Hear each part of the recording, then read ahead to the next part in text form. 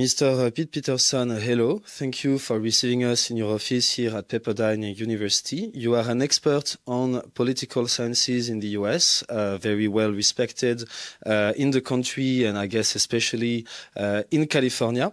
So my first question is, the election is now over. What is your take on what happened on election night and on the landslide victory of President-elect Donald Trump? Well, I think the scale and scope of now President-elect Trump's victory was not something I think many people believe would happen. The number of what we call battleground states, which were these state races that really were believed to go one way or the other. President-elect Trump won all of those races.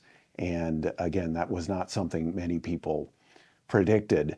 At the same time, when you begin to look at the results and speak to some of the voters following the election, a couple things really do jump out. Number one, it's fair to say that economic issues remain a very important driver of individual voting here in the United States.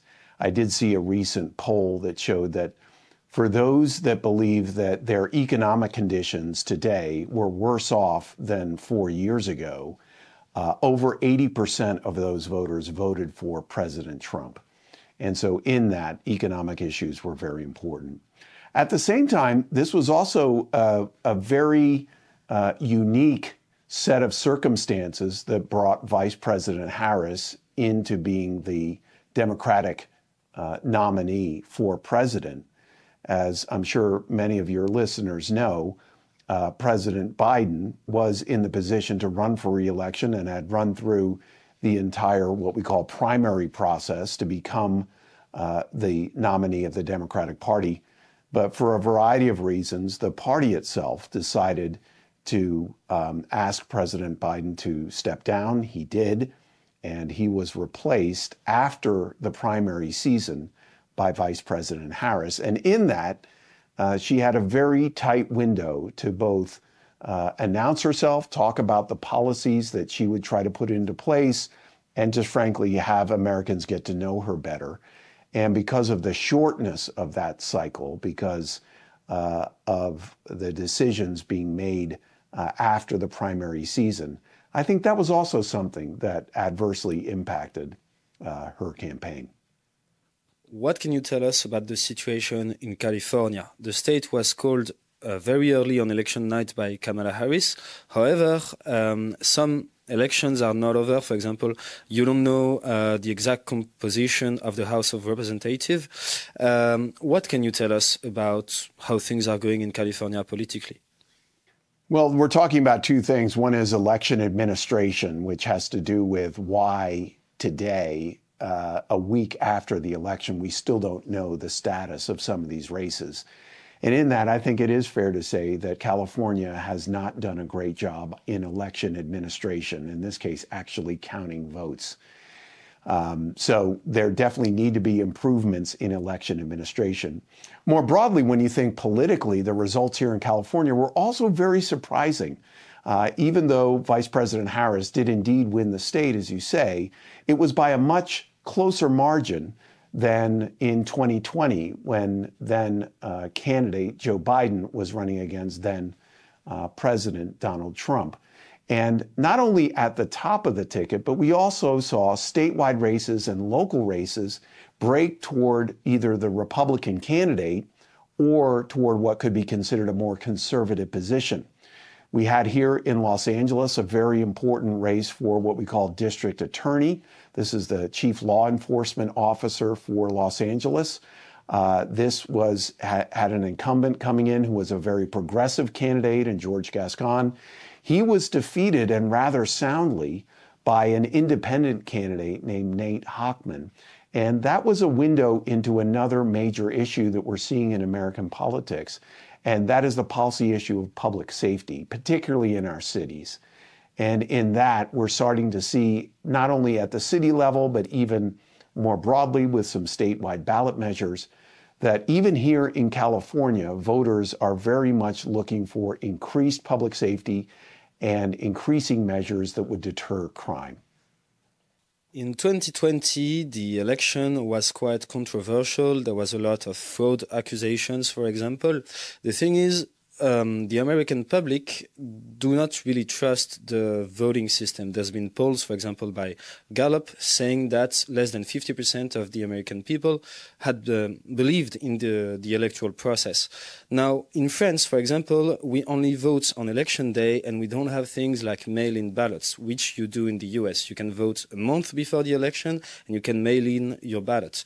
Do you think these specificities, these American specificities, are justified, or they need to be reformed? So I don't believe that we are seeing significant voter fraud here in the United States. That's not to say that we don't have significant problems when it comes to election administration. And the measures that you're talking about in France, as far as basically single-day voting and in-person voting and paper ballots, those are certainly measures that are being proposed by a number of people here in the United States as a way of increasing security and, frankly, trust in our elections. Even President Trump himself has said that he would be supportive of turning Election Day into a national holiday, but at the same time decreasing the amount of time that would be possible to vote ahead of the election, as a way of, in some ways, making it easier for people to vote actually on Election Day. But I think what we saw in 2020, we can remember that this was a national election conducted under the conditions of COVID, that there were a number of states that were passing election administration measures, whether it was moving from in-person balloting to absentee ballots, whether it was increasing the amount of time that someone could vote ahead of actual election day. And I think on the election administration side, one could wonder whether these election systems on a state-by-state basis were ready for this immense amount of change that they saw in election administration in 2020. Certainly, we're seeing many more people, because of the scope of now President-elect Trump's victory, now trusting the election system. I just hope as we go forward that that trust is built no matter who wins, but also taking a look at some of these election administration measures that I think would increase trust in our elections. Now, we now know a few names from the next Trump administration, people like Elon Musk, Robert Kennedy, Marco Rubio, Tom Homan, who's been brought back as the Tsar of the border. What do you think of this administration, and how will it be different from the previous Trump administration? Well, I think the differences are remarkable. I actually knew people in 2016 that were working in the transition process, and it's fair to say that it was rather chaotic.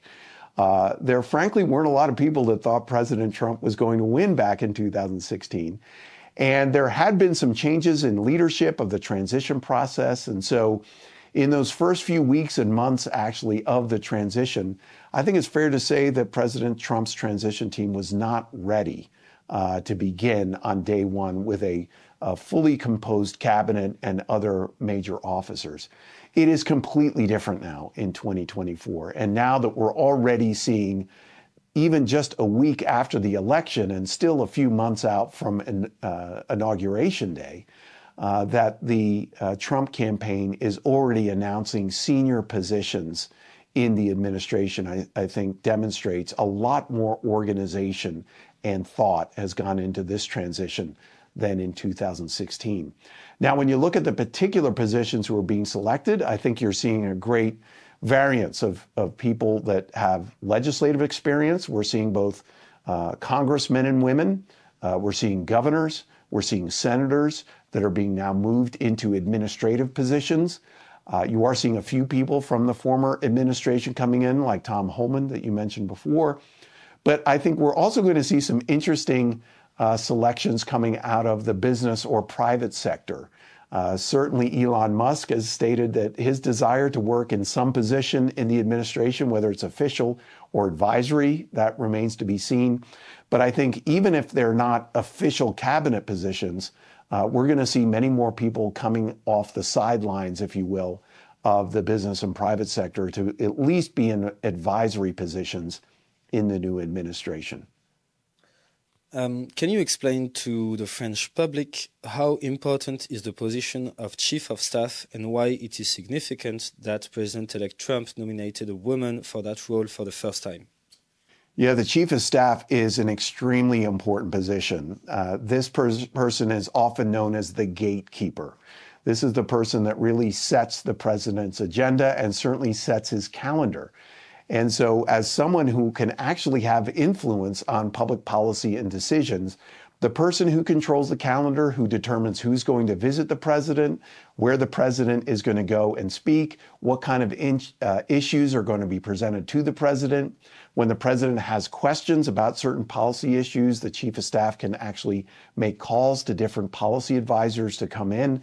This is an extremely important person in determining the overall success and even direction of a president's agenda. Now, the fact that it happens to be someone that came out of the campaign, I think is interesting. I think it also shows the president's trust in this Chief of Staff nomination as someone that worked throughout a campaign that, frankly, was run very efficiently and very effectively. One of the stories that's becoming very prominent here is that it's now becoming known that while Vice President Harris ran on a campaign budget of over $1 billion and lost, President-elect Trump ran on a campaign budget of about a third of that, about $350 million, and won. And so the person who oversaw that campaign is now the Chief of Staff. So this is someone who has some significant managerial skills, is not looking for the limelight, as we would say, themselves, is really looking to work behind the scenes, but at the same time is very familiar with Washington and also very much supports President-elect Trump's agenda. How significant is it for the American people that it's a woman? I think that is important. I do think that for many, the perception of President Trump is one who is not seen as someone who supports women. And I think in some instances, there are reasons for that concern. At the same time, when you look at many of the people in his inner circle, both from 2016 and certainly in 2024, he just named the governor of South Dakota, Kristi Noem, to be the Secretary of the Department of Homeland Security. We're going to continue to see many women put into positions of significant responsibility in this administration. Now, another thing that is noticeable about this election is the fact that President-elect Trump won a lot of minorities. For example, African American or Latino American voted for him more than they did for a lot of other Republican candidates. How do you explain this shift? And do you believe they are here for President-elect Trump or that they will stay Republican afterwards? This is a trillion-dollar question as to whether the coalition, really, that President Trump has put together is going to stay with the Republican Party beyond this election. You know, President Trump, it's fair to say, is a unique person in the history of American politics. And it would be very understandable that many people, especially people who don't usually vote Republican, voted for President Trump because of who they know that he is. But it's also a unique position that he was running for in that he had been president before, and people could not only compare the campaign message of President-elect Trump to Vice President Harris, they could actually compare a full 4-year record of President Trump as president. It's not the usual situation where someone is running as a candidate against an incumbent, which Vice President Harris was essentially an incumbent. Usually it's the case that the outsider is making a case to say that I will do better than this person, but without really a track record as president to prove it. President Trump had that for only the second time in American history and was able to say, not only will I make America great again, to borrow his phrase, compared to the last 4 years, he could say life was actually much better economically, in the world, in foreign policy, across a whole array of measures. during my 4 years as president, and I proved myself and will do it again. That won't be the same for the next person running for president as a Republican. They will have to be, even if they're endorsed by President Trump, they will be starting from scratch and have to prove themselves. So I do think that this is a major outstanding question, whether President Trump and his unique, multiracial, multi-ethnic, multi-age, that was another part of this as well. It surprised a lot of people how many young voters voted for President Trump in this election, whether this coalition will stay with the Republican Party in 2028 or it's all attached to President Trump. And right now, I frankly can't tell you which way that's going to go. J.D. Vance, who was not very famous a few years ago, is now going to become the Vice President of the United States. How do you think he differs from Mike Pence, and how do you think that will affect the new Trump administration? Well, I think it's fair to say that the difference between J.D. Vance and Mike Pence is really around particular issues in what could be called Trumpism, or his approach to populist conservatism. While it's fair to say that Vice President Pence was supportive of many of these policies, he certainly was more of what we would call a traditional conservative, social conservative, fiscal conservative. When we look at now Vice President-elect J.D. Vance, his differences are significant when it comes to certainly economics and trade and issues related to foreign policy. And so in those issues, the differences would be, I think Vice President Pence would have supported a more robust foreign policy position for the United States globally. When it comes to trade, Vice President Pence would have supported more what he would describe as purely free trade. And when it comes to government spending, he would support reduced budgets and reduced government spending, as well as lower taxes. On all of those three measures, it's fair to say that Vice President-elect Vance differs. He seems to support a more retrenched or reduced role of America in the world when it comes to foreign policy. He seems to be much more supportive of the use of tariffs, not only as it relates to free trade and economics, but also when it comes to thinking about trade as a national security tool. And certainly when it comes to government spending, he has not really supported what has been a traditional conservative position on reduced government spending on what we would call entitlements, i.e. Social Security and more broadly, the welfare state. So definitely much more aligned with President Trump on these issues is now Vice President-elect Vance than former Vice President Pence.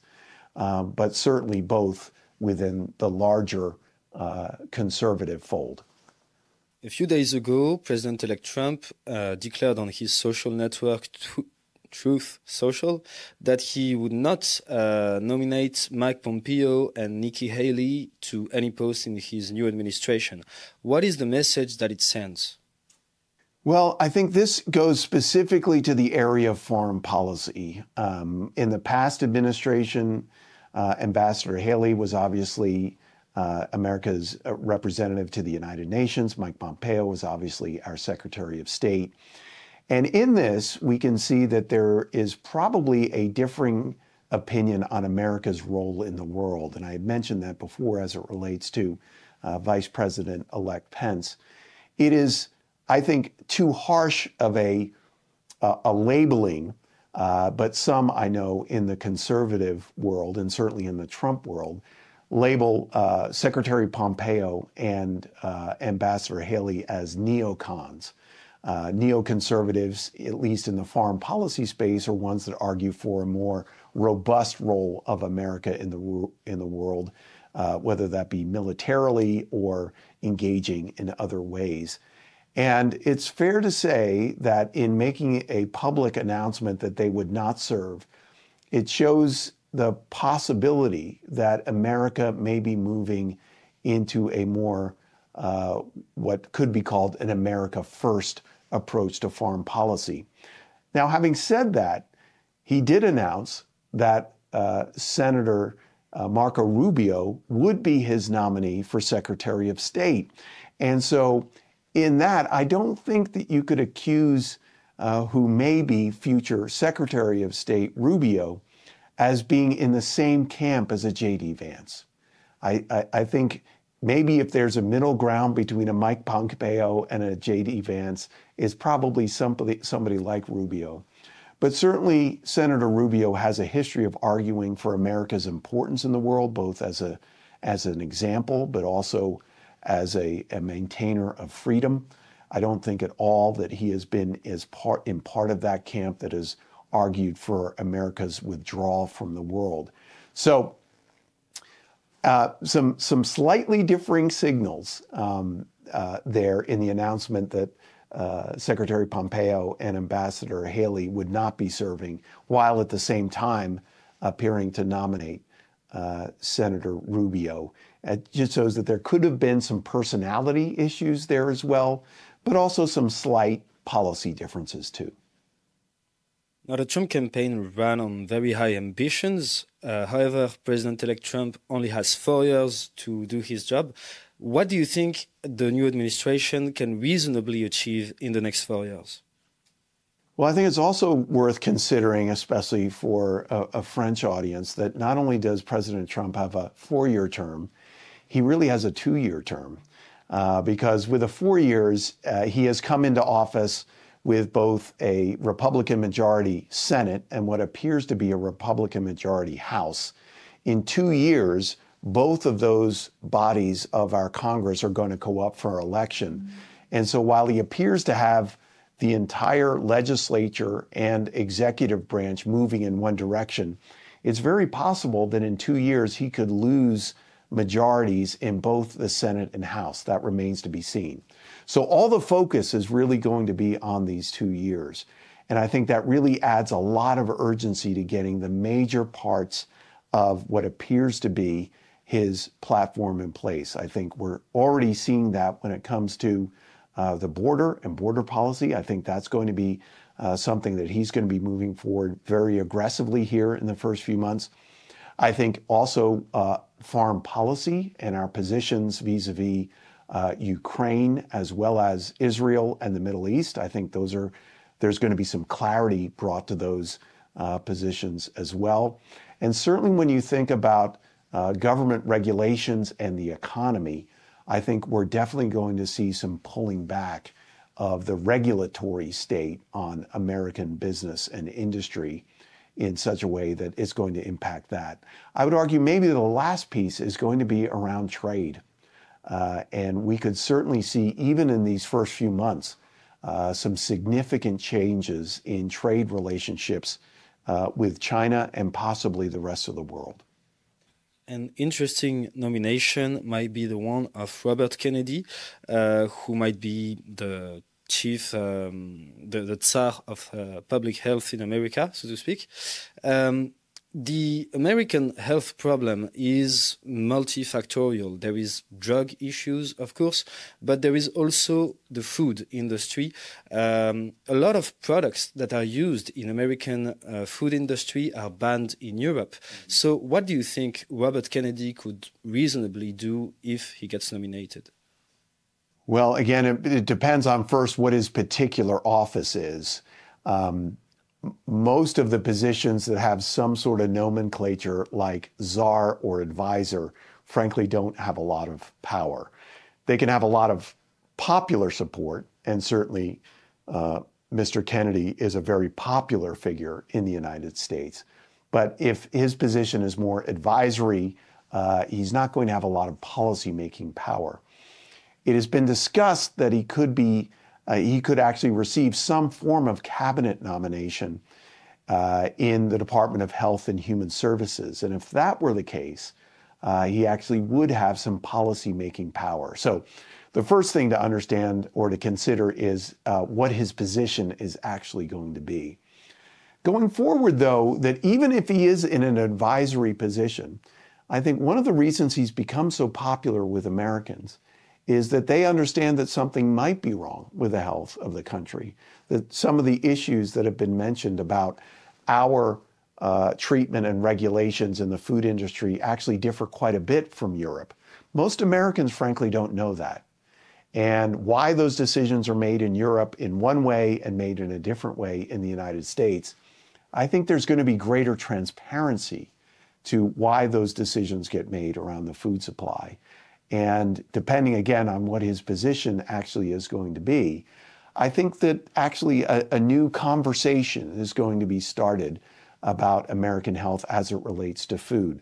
Now, I think it's also worth saying that there are some things that, frankly, the government doesn't really have any control over, and that has to do with exercise and human behavior in that area. And that's another area where I think Americans, it has been shown, are living a more sedentary lifestyle. There's not as much exercise today as we saw in years past. And so that mixture of both food and that component of health, drugs and pharmaceuticals, that component of health, but also exercise, how those things are going to be treated and promoted by the federal government, what kind of regulations might be brought to bear, I still think is a very open question. So earlier you mentioned international policies, you talked briefly about the war in Ukraine and the one in the Middle East. How do you think President-elect Trump would handle both of these situations? Well, I think one of the things that President Trump and even his detractors would say made him effective on the world stage was that he was unpredictable. And certainly when we look back to his first 4 years, we didn't have the kinds of military conflicts that we're seeing today. It did not go unnoticed by many that the president of Russia was very aggressive in the period leading up to President Trump being elected in 2016, was basically quiet for 4 years, and then under President Biden became very aggressive again. We think, or many think, I believe, that it was Trump's unpredictability that made him also one that, for those that wanted to cause harm in the world, or certainly harm to America's interests, that unpredictability was something that prevented leaders like Putin, maybe leaders in Hamas, certainly those in Iran who back Hamas and many of the terrorist elements in the Middle East, that it's believed that those relationships are going to change significantly.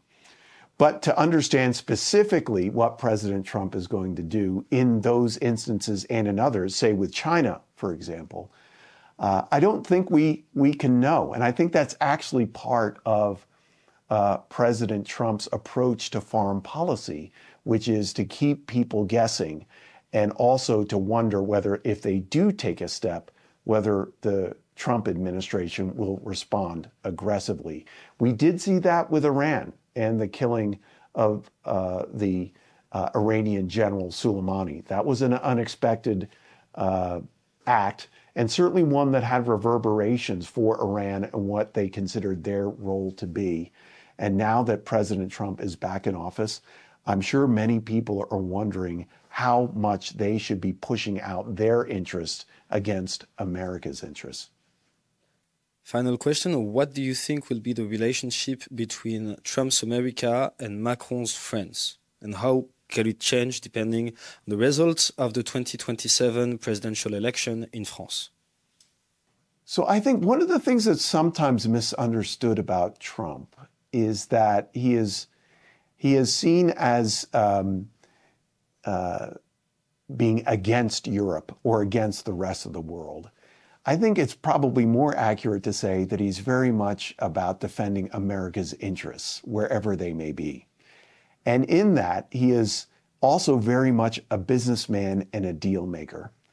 And so I think President Trump has many friends around the world leaders. I wouldn't be surprised if President Macron has already been called by President Trump, President-elect Trump, and they've already had some cordial discussions.